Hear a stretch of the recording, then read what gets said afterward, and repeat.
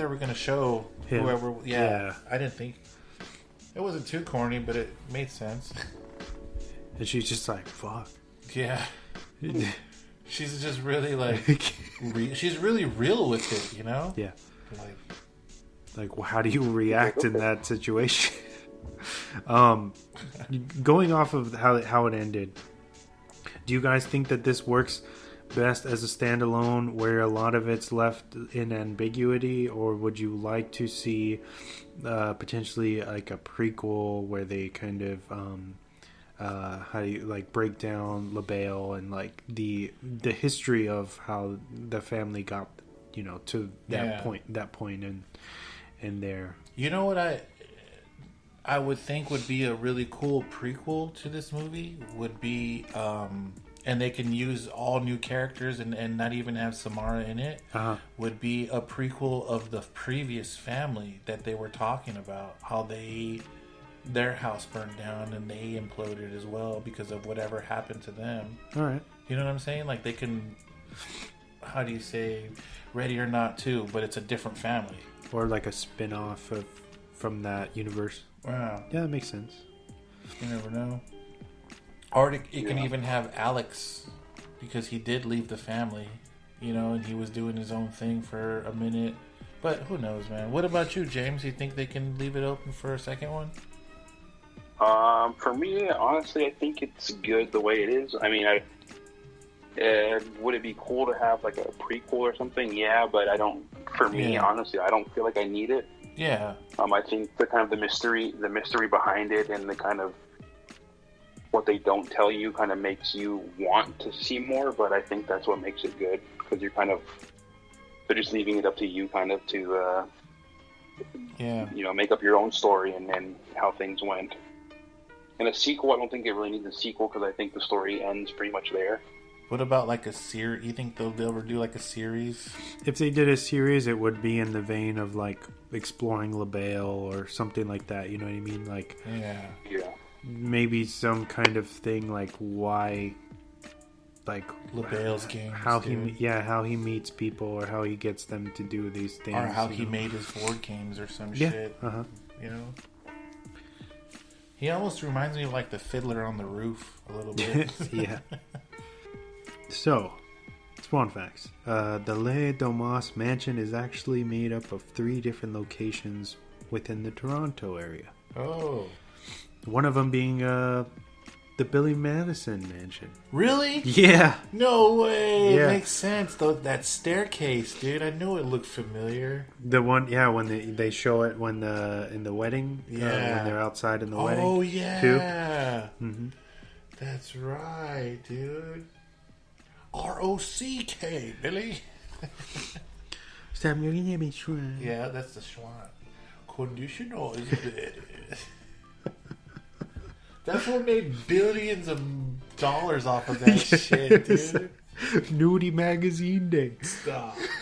You can't be a penguin out here. It's too hot for a penguin. My homie Tim got the penguin tattooed on him. Oh, really? From Billy Madison. Stop. You can't just be having a penguin around here. It's too hot. Stop. We should do that movie, dude. That's a good one. I like Billy Madison. The Revolting Blob. Dude, and then his the teacher, dude. Mm-hmm. Sonya Blade, dude. Yep, that's Sonya Blade, dude. That's Veronica Vaughn, bro. And Chris Farley's in it. Yeah. Do you like Last Action Hero? Have you seen that one? Yeah, she's in it too, dude. She wears like that red shirt that's really tight. It's a good movie. Yeah, that's you guys did we did a whole Swan fact about that movie, because it's so nuts how it was made. Like, so that movie I went to see at the Nickelodeon theaters in Chula Vista, really? And I thought it was like the craziest shit ever, because to me it felt like a interactive movie because it broke the fourth wall so much. And it was super meta. Yeah, and to me it was the first time I've ever seen Arnold like chill, like really chill about his movies, like kind of like, well, what the fuck, you know, like, that's the first time I've seen him like that. And so I was like, wait a minute, like, and there was just really like bonkers parts, dude, where I'm like, this doesn't seem like it's a movie. It feels like it's a virtual reality ride or game or something, you know? Yeah. Like you're a part of it. Like Universal Studios, you know? Yeah. So, but yeah, dude, I actually like that movie a lot. Not that many people do. When they go into the video store, and he's like, take me to the section, and it's like the T2 with Stallone. Yeah. The cutout. And he's like, no, this was you. Yup, exactly, dude. And he's like, what are you talking about? That's his best movie ever. Yeah, it's super fourth wall. It's like, it just breaks the walls, dude. I don't think I've ever seen another movie like that, unless it was like an episode of like Twilight, or you know what I'm saying? I have a rebuttal for you. Really? Wes Craven's New Nightmare, dude. Oh, okay. Is it super meta like that? You haven't seen it? I haven't seen it. Oh, okay, that's why. You just haven't been exposed to it. Isn't that where they show actually Wes Craven filming the movie? Yeah, and it's like they set that as like the first movie, and all the sequels are just movies. And then Freddy comes in for real, bro. Like Inception of Freddy Krueger. I think I've seen that, dude. And I was like, where Nancy Thompson, I think is her last name, is just a character, and it's Heather Langenkamp playing herself in the movie, being terrorized by Freddy, dude. You see what I'm saying? It's a simulation inside a simulation. So that for me is a lot like okay, Last Action Hero. I get it now. Like just inventive, you know what I mean? Or especially for that time. What movie was it where it was I think it was Jay and Silent Bob. Yeah, I think it was where it was Wes Craven was filming something. Jay and Silent Bob Strike Back. Yeah, and then she gets all pissed off about Shannon Doherty. Yeah, and the killer was the fucking Suzanne. No, it was the monkey. The right? monkey, right? Yeah, Suzanne from Mallrats, like the orangutan. Yeah, dude. Okay. And she's like, "Oh, god damn it, Wes! They're not even trying anymore." Yeah, a fucking monkey or something. Like, yeah, okay. That's what I was remembering. And then in Scream 3, which is a terrible movie, Jay and Silent Bob actually make a cameo in that one. I don't think I remember that because it takes place on a movie set, right? Okay. And they're walking through all the main characters, and they walk by Jay and Silent Bob, and they're like, "Holy shit! Is that the report? Is that Gale Weathers or something?" What? And it's like, yeah, it's Kevin Smith like and Jason Momoa. Yeah, no way. Because they're on the Miramax, because it's done by Miramax, so they're friends or whatever. Yeah, or... That's cool, dude. Ah! I thought they only made fucking sissy movies like The Pianist and The Crying Game. Classy movies. Yeah, classy movies. Like The Pianist or The Crying Game. That's funny. Swan fact within a bonus swan fact within a swan fact. Yeah, we went on a whole tangent there. That's an Inception fact.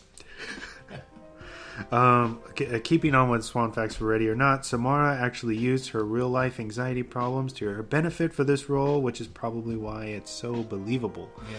So she admitted to having anxiety and her everyday life with just social interactions and driving and all this stuff, and so she used that, harnessed that energy, and I feel like it comes through pretty solid on screen. Mm-hmm. You know, with the shrieking, with her freaking out, like, okay, subtle nuances, like when she after she knows they're trying to kill her and she's leaning up against the bookcase, super breathing heavy, and Daniel comes in and they just kind of look at each other right there. She seems like she's in a manic state. You know, she looks real. Yeah, like she's like that's what they would do.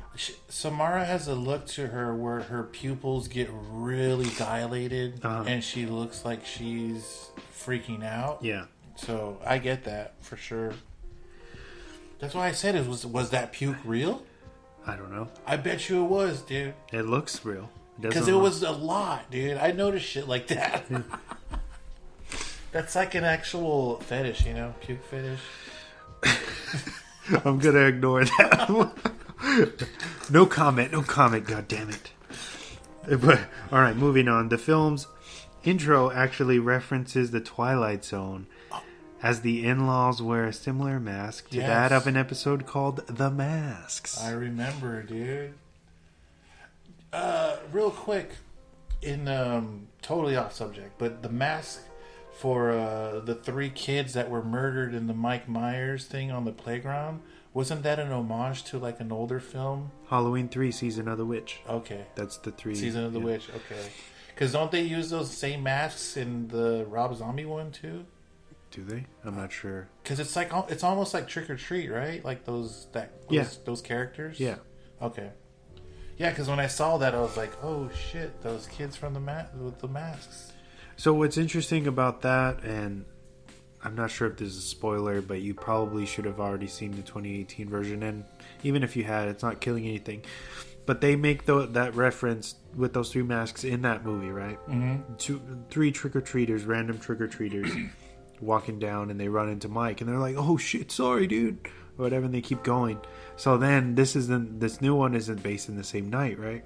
Oh, the trailer. Yeah. And so I'm wondering, did he run into those 3 kids? Because it doesn't look like the kids. The people that are killed look like big, like fully grown adults, just with the masks on them. That's true. And they say in the trailer, "Oh, he's left a trail of victims all the way, like in a straight line back to his home, his Myers home, right?" Okay. So I'm wondering, did he somehow get those masks from those kids, and they put them on there, like as a "fuck you," like it's Halloween type deal? Yeah, possibly. Know? But that's really a callback to their old shit. Right? Yeah, okay. Yeah, like an homage to like an older film. Yeah, and that's really cool that they reference Twilight Zone. I'm telling you, dude, Twilight Zone has a lot of fucking influence on a lot of things, dude. Mm-hmm. A lot, more than we know. Yeah. Samara actually feared her ending dialogue would be too cheesy. That little quip of in-laws. Yeah, in-laws. She was like, she felt like that at first that wasn't a good way to end the film, but I really like it. It kind of falls in line. Yeah, you know what? Have you seen? Do you remember the ending of Rules of Attraction? Yes. Okay, I feel it would have made a really good impact if she would have went. And then it ended the movie, you know, like she was about to say something, and they cut it off. And they cut her off because we all know what the fuck happened. But it leaves it open to like, well, I wonder what she said. What she tells them. Exactly. Okay. So maybe I think that would have been not a better ending, but a more open-ended ending. Ambiguous. As opposed to just in-laws. Whatever. I wonder if that was ad-libbed. It kind of seems like it could have been. Yeah, right? You know? It was funny. I was watching this kind of like breakdown of the movie, and they were doing little funny things, and at the end they're like, the ending was great, and then it just they replay the clip of her saying in-laws, and then they put like sunglasses on her and like the hip-hop music in the back. Oh yeah, it's all like Thug Life. Yeah. I can see that. I wonder if she's very self-aware about her badassery, you know, where she wants to make her image as true as possible to what people kind of expect of her. Well, she's obviously done. She's more than not done genre films. You know what I mean? Like, and I mean that in the horror sense. Okay. Where she plays around with that, and she kind of keeps to that, and so she's obviously, I would assume, a fan.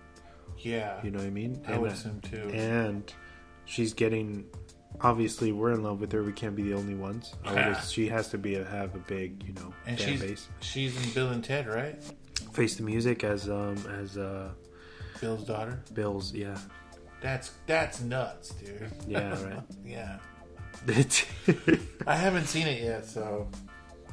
I believe it's on Epix, which you can get for free. I think like a 7-day trial. Okay. If you want to watch it that way, that's a possibility for you. The film's gore was actually made up of various desserts like red caramel syrup, bananas, and jelly. No way. Which is awesome. Yeah. So the gore and the effects were actually, and they said this too, for real, it was like they used it as snacks on the set. too. That's crazy. You know, you're eating this Yeah. shit that looks gross, but it's like tastes delicious. Yeah, I was gonna say I can see the bananas too because that's what I kind of saw